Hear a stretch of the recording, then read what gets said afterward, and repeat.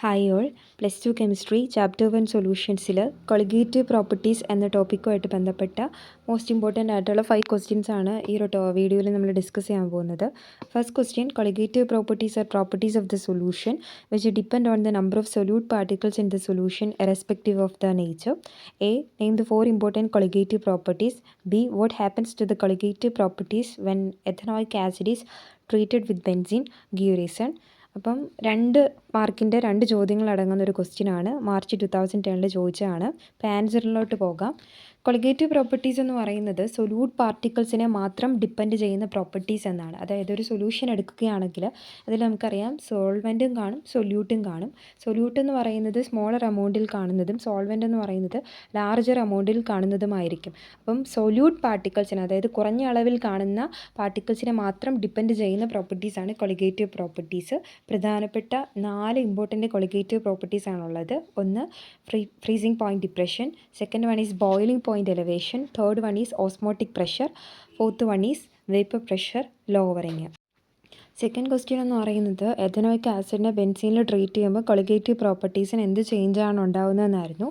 അപ്പോൾ ethanoic acid എന്ന് പറഞ്ഞാൽ അസറ്റിക് ആസിഡാണ്. അപ്പോൾ അസറ്റിക് ആസിഡിൻ്റെ ഫോമുല CH3COH ആണ്. അപ്പോൾ CH3COH എന്നുള്ള അസറ്റിക് ആസിഡിൻ്റെ 2 മോളിക്യൂൾസ് നമ്മൾ എടുക്കുകയാണെങ്കിൽ 2CH3COH എന്ന് പറയുന്നത് അതിൻ്റെ 2 പാർട്ടിക്കിൾ ഓഫ് അസറ്റിക് ആസിഡ് ഉണ്ട്, അതായത് 2CH3 2 മോളുണ്ട്.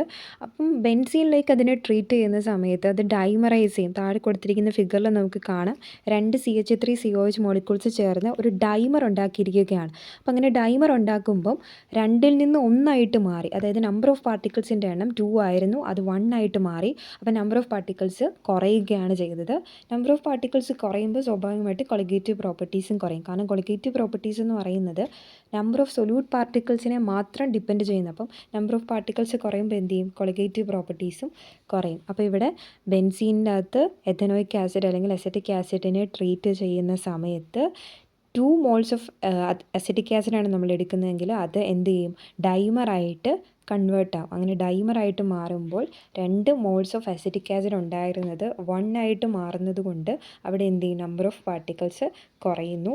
അങ്ങനെ നമ്പർ ഓഫ് പാർട്ടിക്കിൾസ് കുറയുന്നത് കൊണ്ട് എന്ത് ചെയ്യും? കൊളിഗേറ്റീവ് പ്രോപ്പർട്ടീസ് കുറയും. അപ്പോൾ അതിന് ആൻസർ എഴുതുന്ന സമയത്ത് ഇങ്ങനെ എഴുതുക: എഥനോയിക് ആസിഡ് 2 മോളിക്യൂൾസ് എടുത്തു കഴിഞ്ഞാൽ അത് എന്ത് ചെയ്യും? ബെൻസീനിൽ ഡൈമറായിട്ട് മാറും. So number of particles decrease ചെയ്യും. അതുകൊണ്ട് കൊളിഗേറ്റീവ് പ്രോപ്പർട്ടീസ് ഡിക്രീസ് ചെയ്യും. എന്നിട്ട് താഴെ കൊടുത്തിരിക്കുന്ന ഡൈമറായിട്ട് എങ്ങനെയാണ് കൺവേർട്ട് ചെയ്യുന്നത് എന്നുള്ള ആ ഒരു ഫിഗർ റെപ്രസെൻറ്റേഷനും കൂടെ കൊടുത്തു കഴിഞ്ഞാൽ ആ ഒരു ചോദ്യം കംപ്ലീറ്റ് ആയിട്ട് മാറും. ഇനി നെക്സ്റ്റ് ക്വസ്റ്റ്യനിലേക്ക് പോകാം. Colligative properties can be used to determine the molar mass of solutes in solutions. First question, what do you mean by colligative properties? B, for determining the molecular mass of polymers, osmotic pressure is preferred to other properties. Why? C, for intravenous injections, only solutions with osmotic pressure equal to that of 0.9% NaCl solution is used. Why? അപ്പം ഇത് പ്രധാനപ്പെട്ട ഒരു ചോദ്യമാണ്. Colligative പ്രോപ്പർട്ടീസിൻ്റെ definition ആദ്യം തന്നിട്ടുണ്ട്. അതിനെ 3 പാർട്ടായിട്ട് തിരിച്ചിരിക്കുകയാണ്. നമുക്ക് ആൻസറിലേക്ക് പോകാം. First one, what do you mean by colligative properties എന്നുള്ളതാണ്.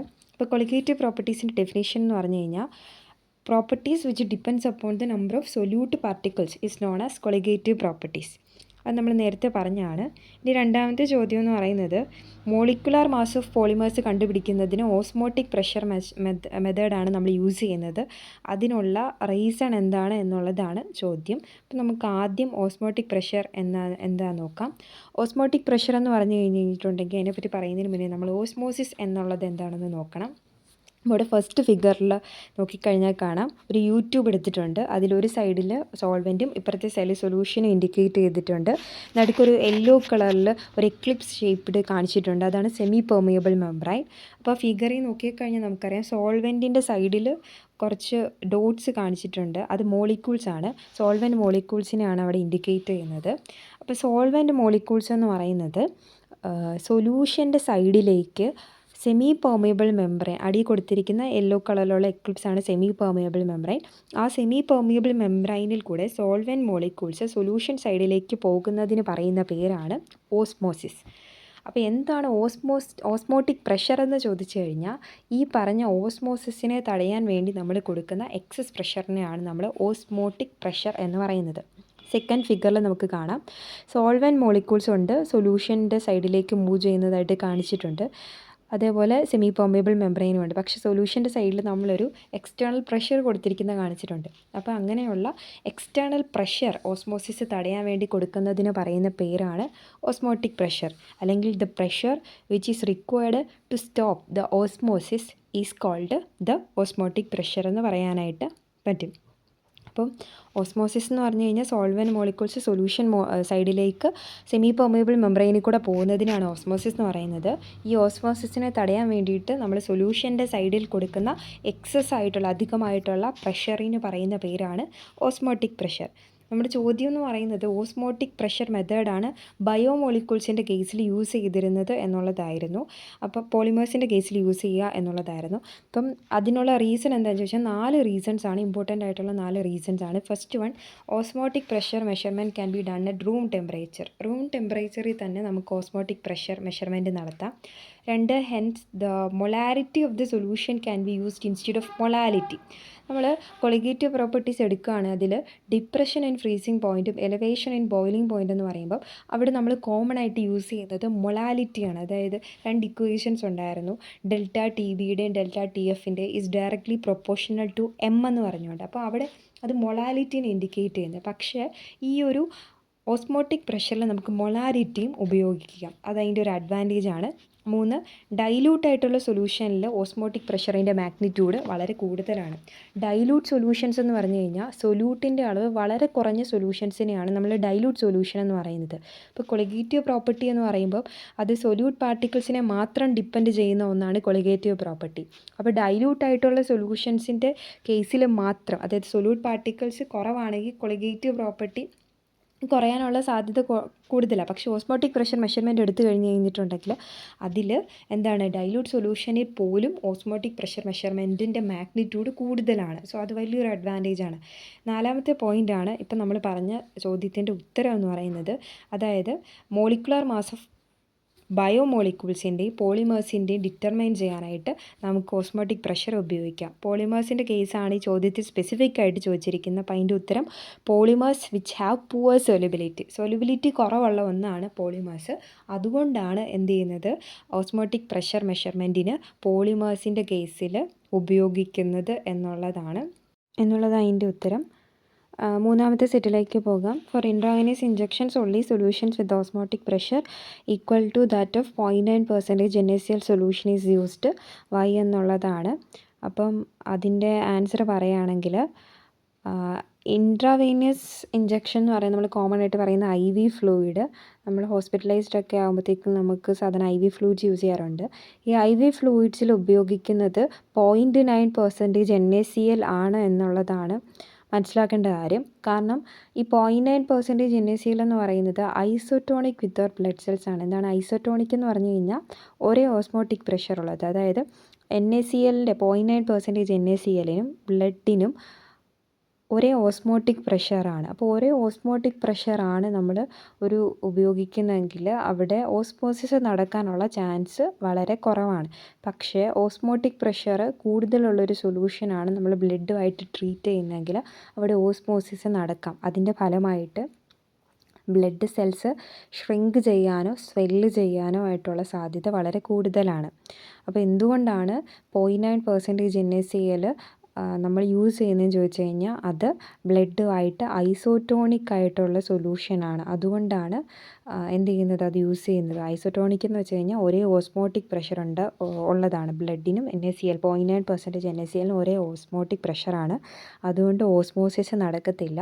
ഇനി 0.9% NaClനേക്കാളും കോൺസെൻട്രേഷൻ കൂടുതലോ കുറവോ ഉള്ള സൊല്യൂഷൻസാണ് നമ്മൾ എടുക്കുന്നതെങ്കിൽ ബ്ലഡ് സെൽസ് ഷ്രിങ്ക് ചെയ്യാനോ സ്വെല്ല് ചെയ്യാനോ ഉള്ള ചാൻസ് വളരെയധികം കൂടുതലാണ്.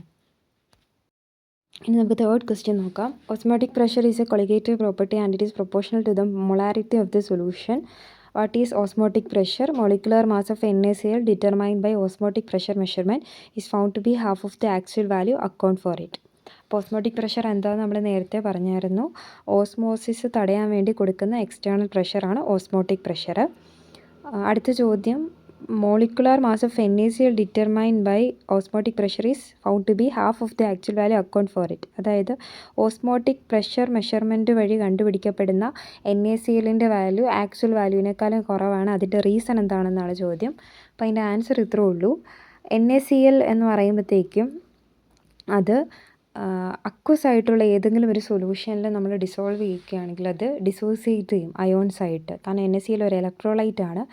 അതിനെ നമ്മളിപ്പോൾ വാട്ടറിൽ ഡിസോൾവ് ചെയ്യുകയാണെങ്കിൽ Na+Cl- അയോൺസും ആയിട്ട് മാറും. അപ്പോൾ NaCl എന്ന് പറയുമ്പോൾ അതൊരു പാർട്ടിക്കിളേ ഉള്ളൂ. ഡിസോസിയേറ്റ് ചെയ്യുന്ന സമയത്ത് അത് 2 പാർട്ടിക്കിളായിട്ട് മാറും. അതായത് Na+ അയോൺസും Cl- അയോൺസും ആയിട്ട് മാറും. അപ്പം പാർട്ടിക്കിളിൻ്റെ എണ്ണം കൂടും.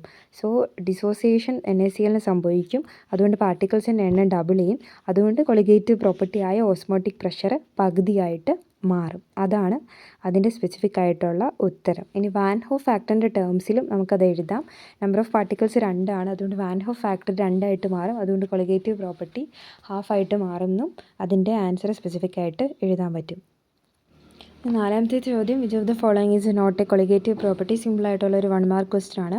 ഓപ്ഷൻസ് ഉണ്ട്. A osmotic pressure, B vapour pressure, C elevation of boiling point, D depression of freezing point.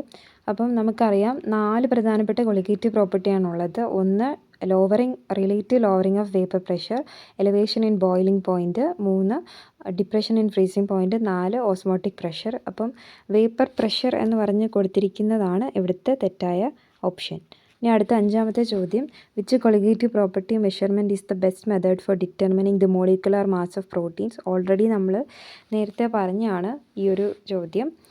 Osmotic പ്രഷറാണ് അതിൻ്റെ ഉത്തരം. കാരണം പ്രോട്ടീൻ എന്ന് പറയുമ്പോഴത്തേക്കും അതൊരു ബയോമോളിക്യൂളാണ്. ഇതിൽ 4th പോയിന്റ് നമുക്ക് നോക്കിക്കഴിഞ്ഞാൽ അറിയാം. ബയോമോളിക്യൂൾസ് എന്ന് പറയുന്നത് ഹയർ ടെമ്പറേച്ചറിൽ സ്റ്റേബിൾ അല്ല. അതുകൊണ്ട് പ്രോട്ടീൻ എന്ന് പറയുന്ന ഒരു ബയോമോളിക്യൂളാണ്.